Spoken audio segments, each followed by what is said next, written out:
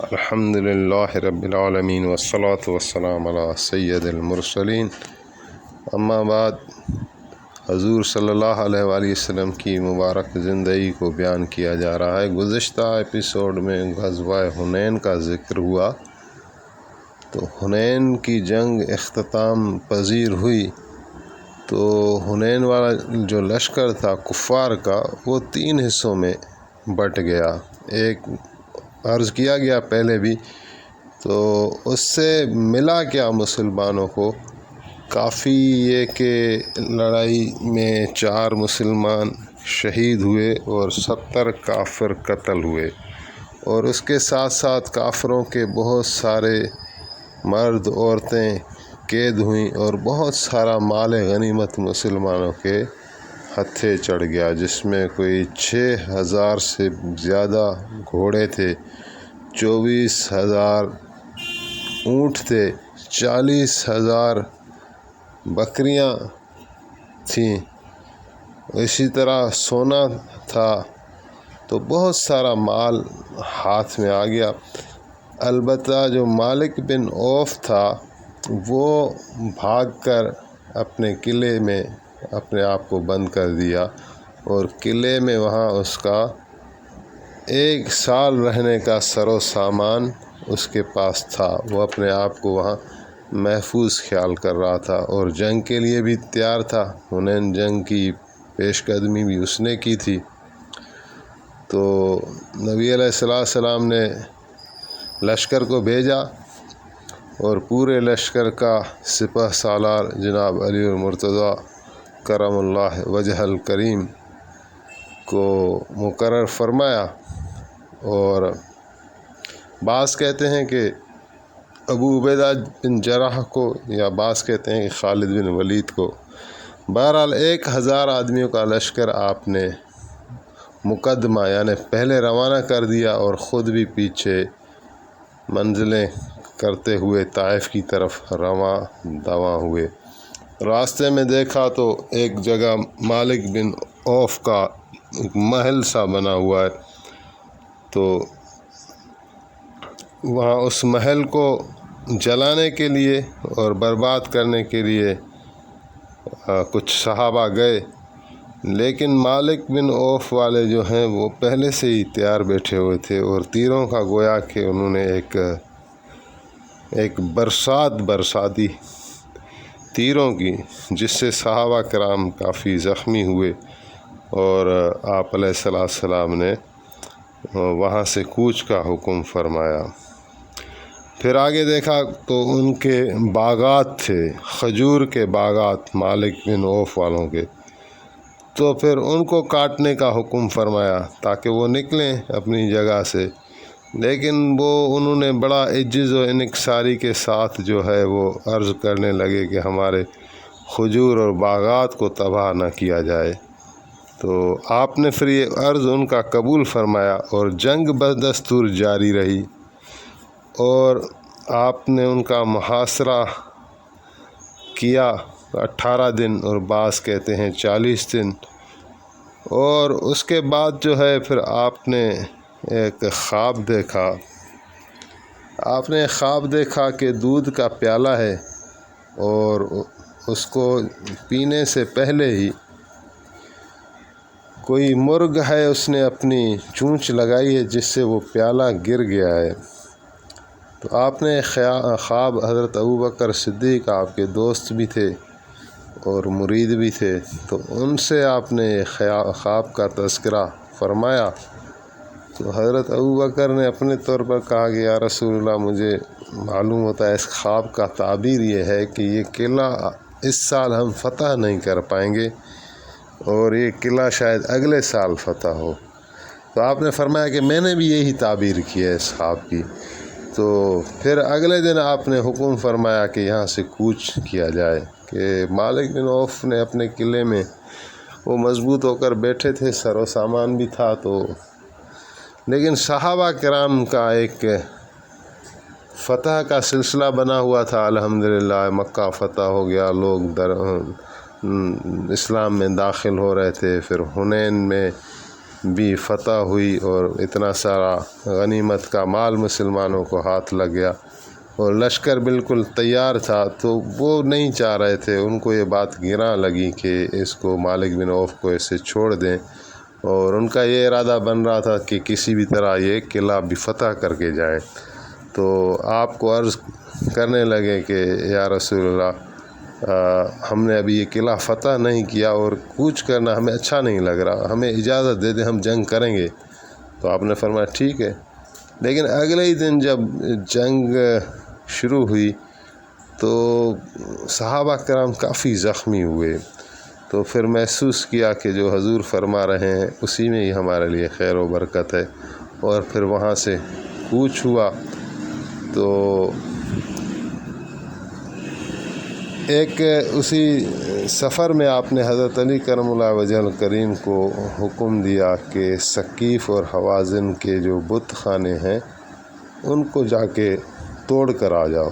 بت شکن حضرت علی کو بھی کہا جاتا ہے، تو بت توڑنے والے۔ تو حضرت علی کرم اللہ وجہ الکریم گئے، کچھ لشکر لے کر، کچھ لوگ لے کر۔ تو وہاں ایک مشہور بہادر تھا، وہ باہر نکل کر سامنے آ گیا اور مسلمانوں کو للکارا کہ تم میں سے کون میرا مقابلہ کرے گا۔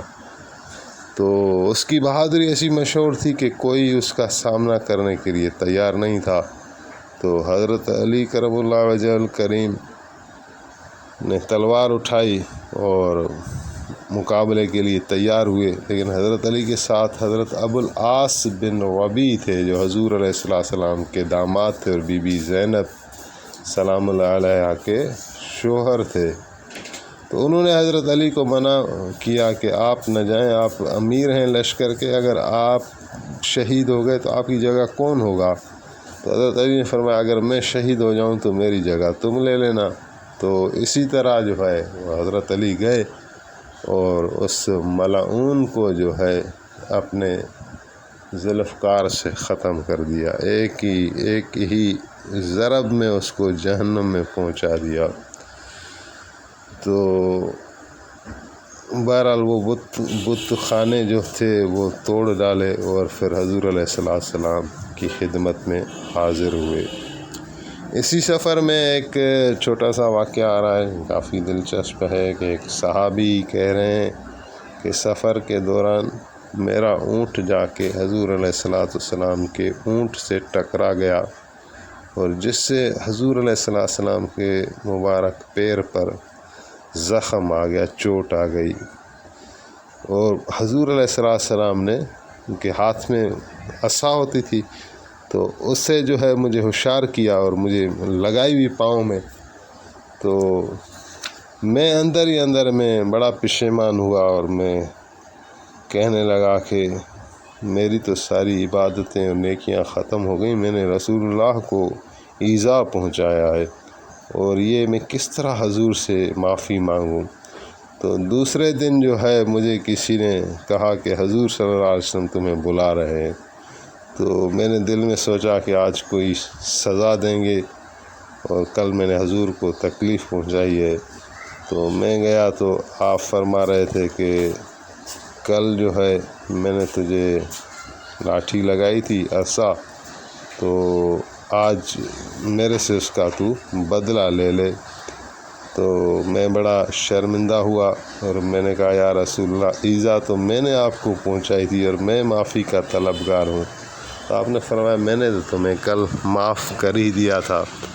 تو پھر آپ نے جو ہے 80 دمبے بطور تحفہ مجھے دیے۔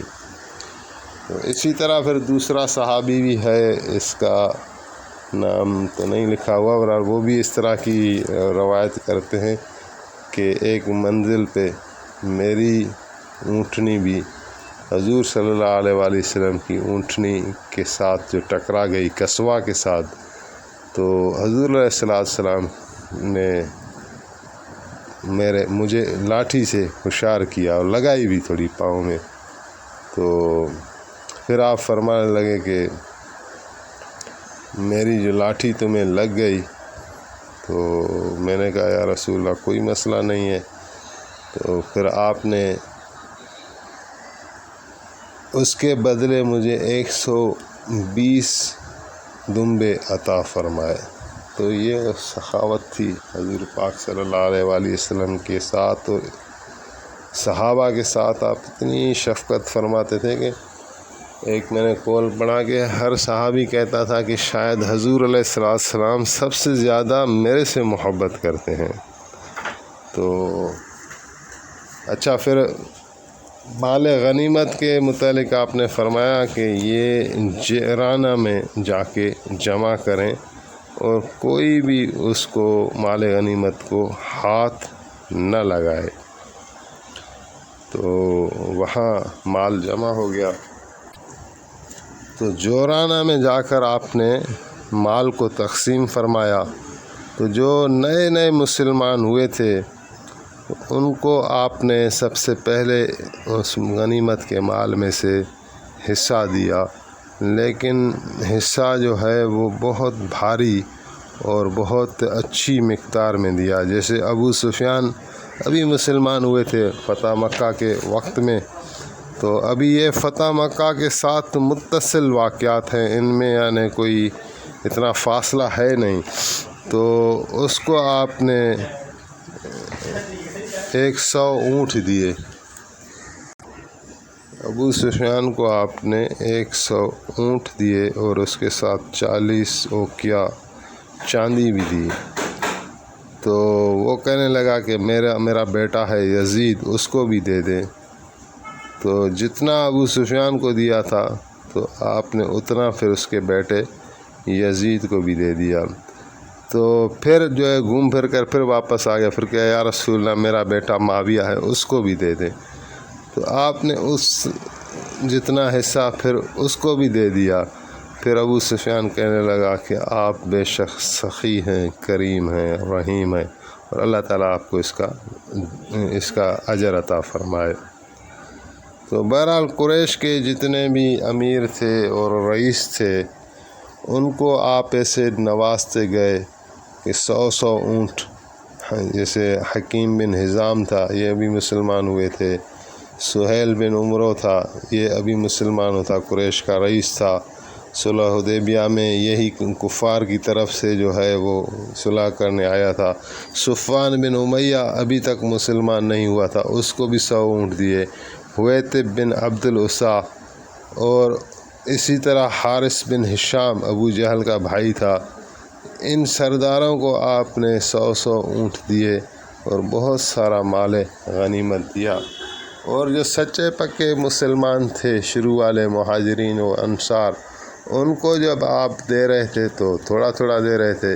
ایک صحابی ہیں عباس بن مرداس نام لکھا ہوا ہے، اس کو حصے میں 4 اونٹ آئے. تو وہ تھوڑا رنجیدہ ہوا اور رنج محسوس کر رہا تھا.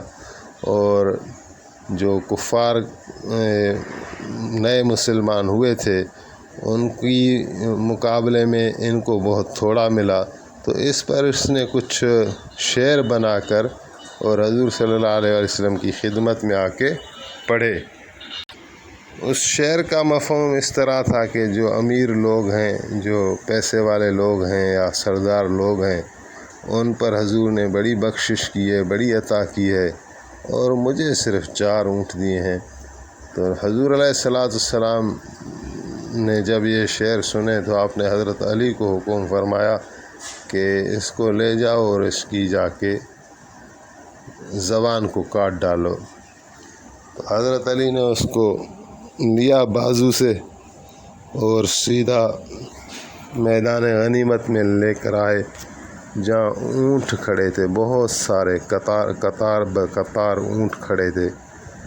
تو حضرت علی نے اس صحابی کو فرمایا کہ یہاں سے جو ہے نا 100 اونٹ آپ اپنی مرضی کے مطابق لے لو، جو تمہیں پسند ہو. تو وہ گھبرایا ہوا تھا اور اس نے کہا بھی کہ میں نے تو سمجھا کہ آپ میری زبان کاٹیں گے، آپ کو حضور نے یہ فرمایا، تو میں تو خوف زدہ ہوں اور آپ مجھے اونٹ دے رہے ہیں.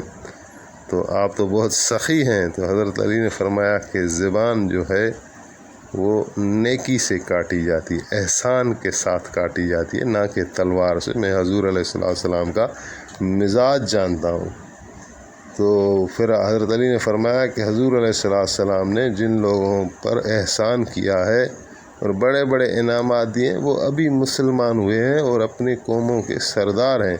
ان کی مؤلفۃ القلوب جس طرح کہتے ہیں، دل خوش کرنے کے لیے یا اس میں اسلام کی سچائی جگہ لے لے، اس لیے حضور علیہ السلام نے ان پر احسان فرمایا ہے۔ اور تم اور ہم جو پکے مسلمان ہیں، ہمیں اس مال کی ضرورت نہیں ہے۔ تو اس پر جو ہے اس نے توبہ کی اور دوسرے اونٹ نہیں لیے اور اس 4 اونٹ پر ہی راضی رہا۔